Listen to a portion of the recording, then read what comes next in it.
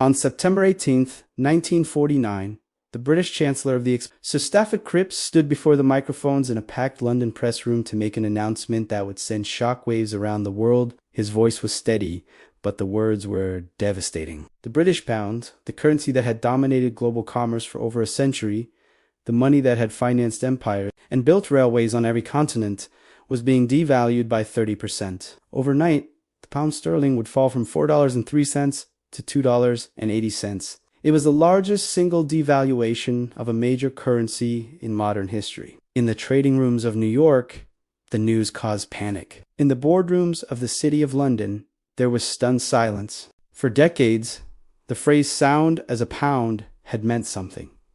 It had meant stability, reliability, and power. Now it meant humiliation. The British Empire, which had once bestrode the world like a colossus, had just admitted to the entire planet that it could no longer afford to maintain the value of its own money. This was not just an economic adjustment. It was a funeral. The funeral of British financial supremacy. And the story of how Britain reached this point is the story of how a nation can win every battle but lose the war. How pride can blind you to reality and how clinging to the past can destroy your future. To understand the catastrophe of 1949, you have to go back to 1945, to the moment when Britain emerged victorious from World War II. On May 8, 1945, Winston Churchill stood on the balcony of Buckingham Palace beside King George VI, waving to the ecstatic crowds celebrating VA Day. The war in Europe was over. Britain had stood alone against Hitler. It had survived the Blitz. It had fought on every continent. It had prevailed. But the cost of that victory was a financial apocalypse that the British government had kept hidden from its own people. Britain ended the war utterly bankrupt. The national debt had exploded to over 250% of GDP, the highest in British history. The gold reserves were gone, shipped to America to pay for weapons. The overseas investments, the railways in Argentina, the plantations in Malaya, the bonds and stocks that had generated income for generations had been sold off at fire sale prices. Britain had liquidated a century of accumulated wealth in just 6 years, and it still owed massive debts to the United States. When the Americans cut off Lend-Lease aid in August 1945, just days after Japan surrendered, the British economy faced immediate collapse. Britain was importing half its food and almost all its raw materials. Without dollars to pay for these imports, the country would starve. The British government sent John Maynard Keynes, the most famous economist in the world, to Washington to beg for help. Keynes believed Britain deserved a gift from America, a grant to recognize the sacrifice Britain had made fighting alone for 2 years, while America stayed neutral. But the Americans had no interest in gifts. They offered a loan $3.75 billion at commercial interest rates, and they attached conditions, poisonous conditions designed to pry open the closed trading system of the British Empire. The most dangerous condition was Article 7. Which required Britain to make the pound sterling fully convertible within 1 year. This meant that anyone holding British pounds would be able to walk into a bank and exchange them for dollars. The Americans claimed this would promote free trade and help the global economy recover, but the British negotiators knew it was a trap. For years, Britain had forced its colonies and trading partners to accept pounds without allowing them to convert those pounds into dollars. Countries like India, Egypt, and Australia had accumulated massive sterling balances, billions of pounds that they couldn't spend because Britain controlled where and how they could be used. If convertibility was introduced,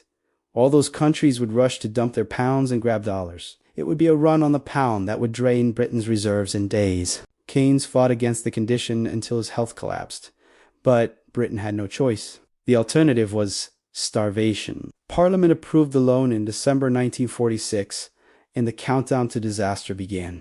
The British government knew the loan wouldn't be enough. The economy was in ruins. The factories had spent 6 years producing tanks and bombers instead of consumer goods. The workforce was exhausted. The infrastructure, the docks, the railways, the power stations had been bombed or neglected. Production was a fraction of pre-war levels. And the new Labour government, elected in a landslide in 1945, was determined to build a welfare state. They created the National Health Service, providing free healthcare to every citizen. They nationalized the coal mines, the railways, the steel industry, and the Bank of England. They built public housing. They expanded education. It was the most ambitious social program in British history, and it was enormously expensive. The government was trying to do two impossible things at once. They were trying to rebuild the economy while also transforming society, and they were trying to do it while maintaining Britain's status as a global power with military bases and responsibilities scattered across the planet. Something had to give. That something was the exchange rate. Under the Bretton Woods system established in 1944.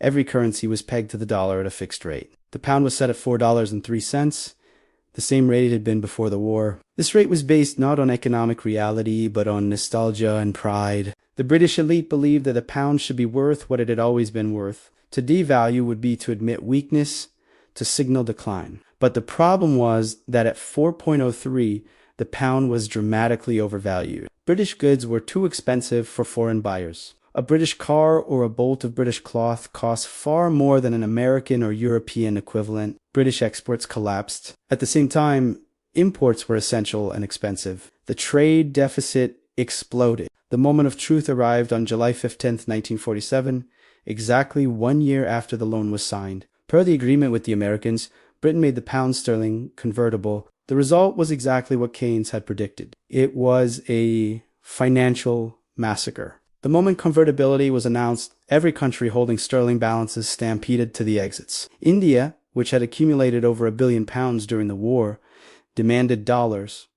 Egypt, Australia, and South Africa did the same. They had been forced to accept British pounds for years. Now they wanted real money, American dollars, so they could buy American goods, American machinery, American food. The drain was catastrophic. In the first week, Britain lost over $150 million from its reserves. In the second week, another $100 million vanished. The American loan, which was supposed to last for years, was being burned through in weeks. The British government watched in horror as the numbers spiraled. By early August, after just 5 weeks of convertibility, Britain had lost nearly $700 million. The reserves were almost empty.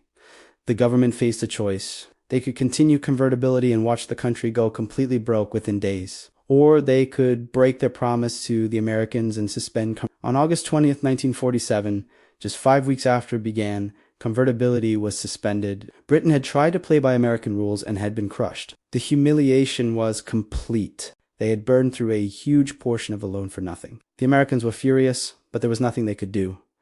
Britain was too important to abandon. The Cold War was beginning. The Soviet Union was expanding. America needed Britain as an ally, even a broke one. But the crisis didn't end. Britain was now in a permanent state of financial emergency. The government imposed rationing, which had been harsh during the war, got worse in peacetime. Bread, which had never been rationed even during the Blitz, was rationed in 1946. Meat rations were cut to below wartime levels. The British people, who had endured 6 years of sacrifice, were now being told they had to sacrifice even more because the country was broke. The winter of 1947 became known as the worst winter in living memory. A blizzard buried the country in snow. Coal supplies ran out. Power stations shut down. Factories closed. Millions were thrown out of work. People froze in their homes. The Labour government's popularity plummeted. The Conservatives attacked them for mismanagement. The newspapers ran headlines about the crisis. But the real problem wasn't the government's policies. The real problem was that Britain was trying to maintain a standard of living in a global position that it could no longer afford. The empire was bleeding money. Britain had military forces in Germany, Palestine, Malaya, Egypt, and dozens of other territories. These forces cost hundreds of millions of pounds per year. The colonial administration, the governors, the civil servants, the infrastructure, all cost money. And the colonies weren't generating the profits they once had. India, the jewel in the crown, had gained independence in 19... Palestine was in chaos. The empire was dissolving, but Britain was still paying the bills for what remained. At the same time, the sterling area, the network of countries that used the pound for trade and held their reserves in sterling, was under enormous strain. These countries, mostly former British colonies, were required to keep their money in London, but they wanted to buy American goods, not British ones. Britain couldn't produce enough of what the world wanted. American cars were better. American machinery was more advanced. American consumer goods were cheaper and higher quality. The sterling area countries were trapped. They had pounds but wanted dollars. Britain promised them that the pound was stable, that it was as good as the dollar, but everyone knew it was a lie. The pound was overvalued and the British economy was weak. By 1949, the pressure was unbearable. The trade deficit was widening. The reserves were shrinking. Speculation against the pound intensified. Currency traders in Zurich, New York, and Hong Kong began betting that Britain would be forced to devalue. They sold pounds and bought dollars. This accelerated the drain on Britain's reserves. The Bank of England tried to defend the pound by buying sterling with its remaining dollars, but it was like trying to hold back the tide. Every day, millions of pounds were being sold. Every day, the reserves dropped. The government insisted publicly that there would be no devaluation. Chancellor Cripps gave speeches promising that the pound would remain strong. But behind closed doors, the debate was raging. The arguments for devaluation were clear. At a lower exchange rate, British goods would become competitive again. Exports would rise. The trade deficit would shrink. The speculation would end.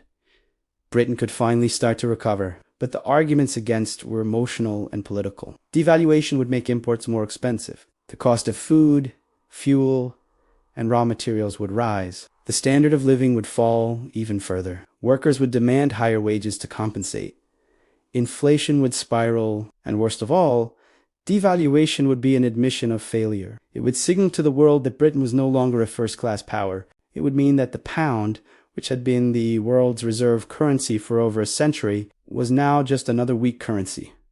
The pride of the British elite couldn't accept it. They had spent 4 years after the war insisting that Britain was still great, still powerful, still the equal of America. To devalue would be to admit that this was all a fantasy. But by the summer of 1949, there was no choice left. The reserves were almost gone.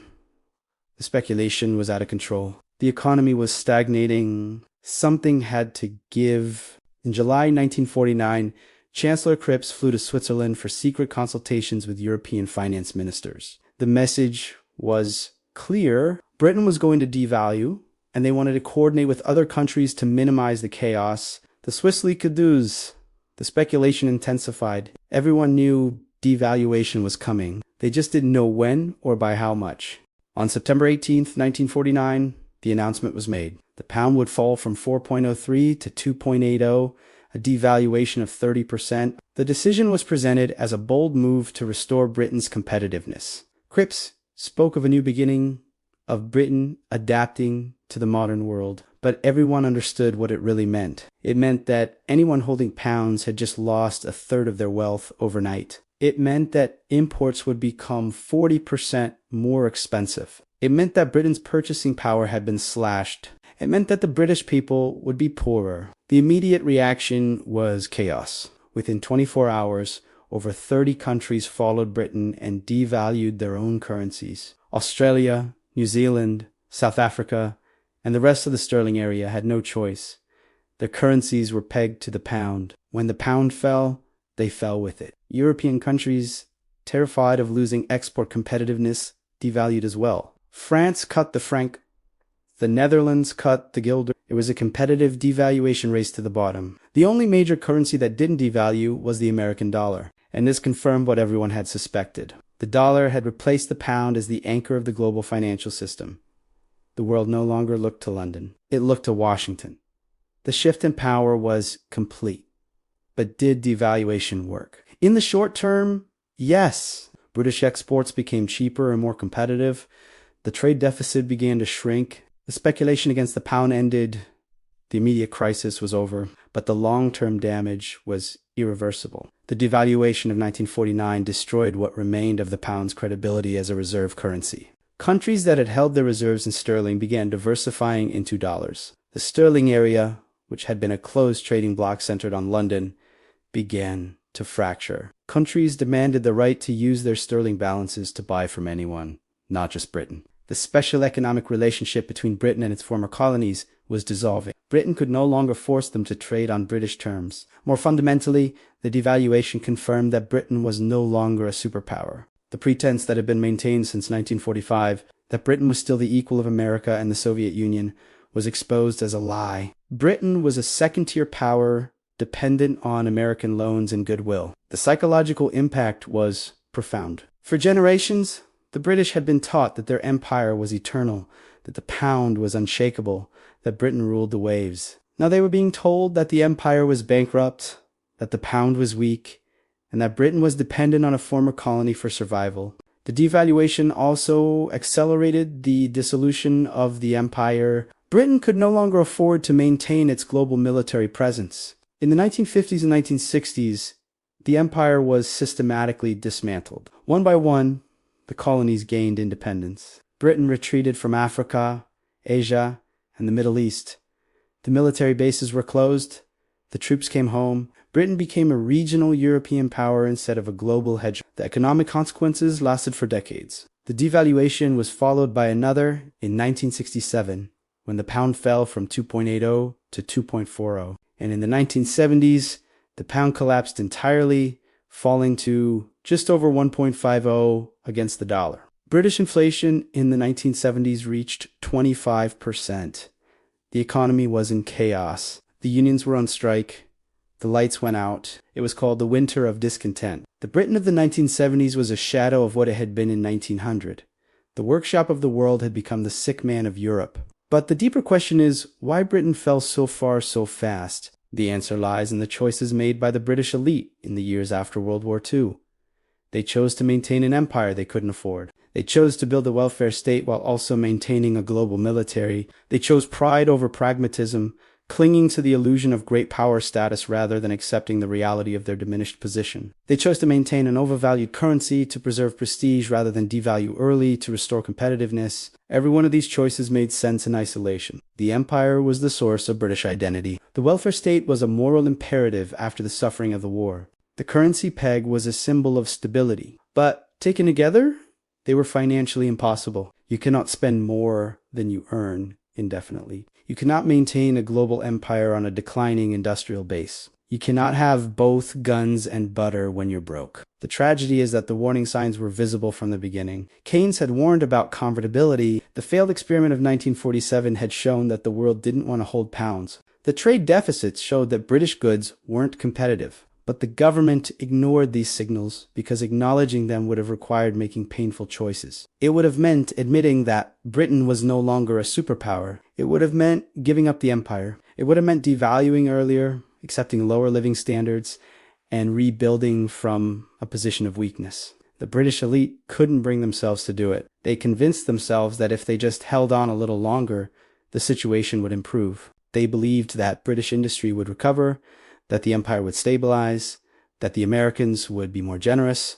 They were wrong on every count. The lesson of 1949 is universal. Nations, like individuals, cannot live beyond their means forever. You cannot consume more than you produce. You cannot import more than you export. You cannot borrow indefinitely. Eventually, reality catches up, and when it does, the reckoning is brutal. For Britain, the reckoning came in stages: the convertibility crisis of 1947, the devaluation of 1949, the Suez crisis of 1956, when America forced Britain to abandon its last imperial adventure, the devaluation of 1967, the IMF bailout of 1976.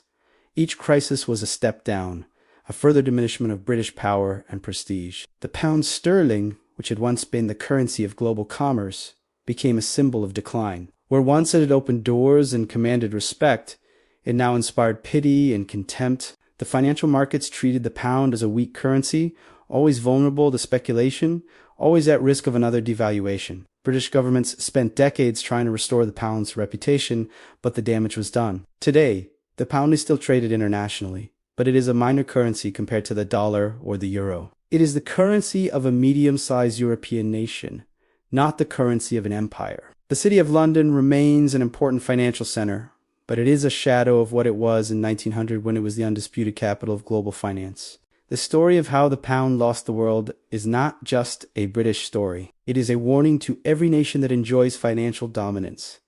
That dominance is not permanent. It is built on trust, on economic strength, and on the willingness of others to hold your currency. When that trust erodes, when that strength fades, the fall can be swift and brutal. America today finds itself in a position similar to Britain in 1945.